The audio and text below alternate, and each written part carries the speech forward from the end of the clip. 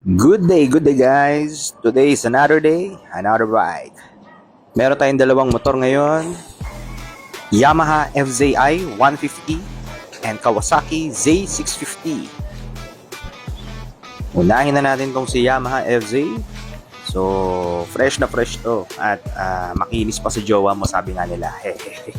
Joke lang. So, ayan, naka-pipe na rin to ng VMAX. So, worth 10,000. So, acquired to from first owner. Taga dito lang din sa amin. Then, ang gulong, makapal pa. Sa likod and harap. May tow hook na rin to. Side mirror, upgraded. May fog light. Naka-LED light. So, yan. Start natin. Ang odo o ang mileage na tinakbo ay 10,198. So, start natin siya ngayon.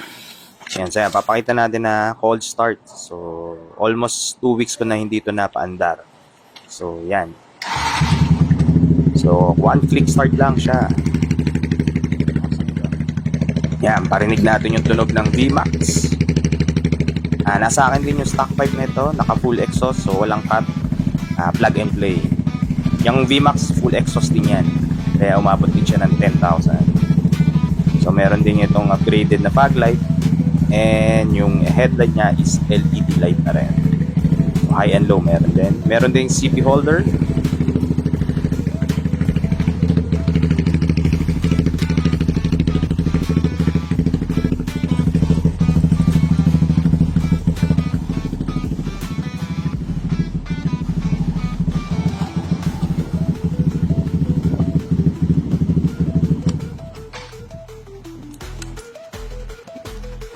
So, punta naman tayo sa Kawasaki Z650.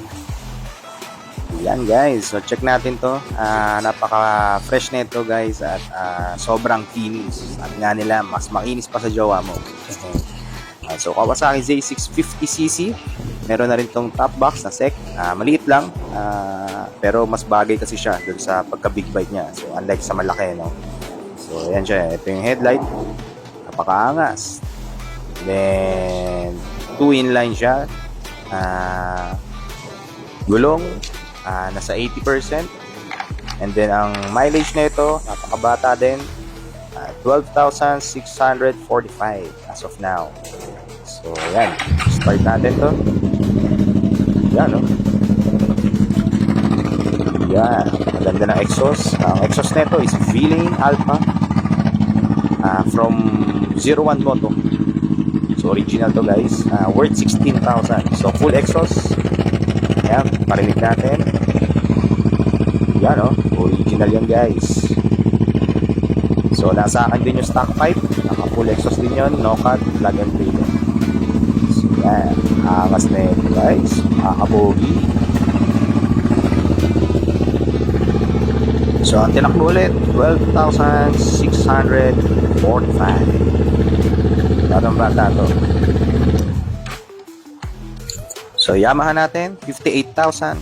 At ang Kawasaki Z650 natin, 285,000. So, all goods guys. No issue. May papers, original, and registered 2025. All nego pa tayo. So, yun lang guys. Sa mga interested, PM is the key. Hey! Thanks for watching!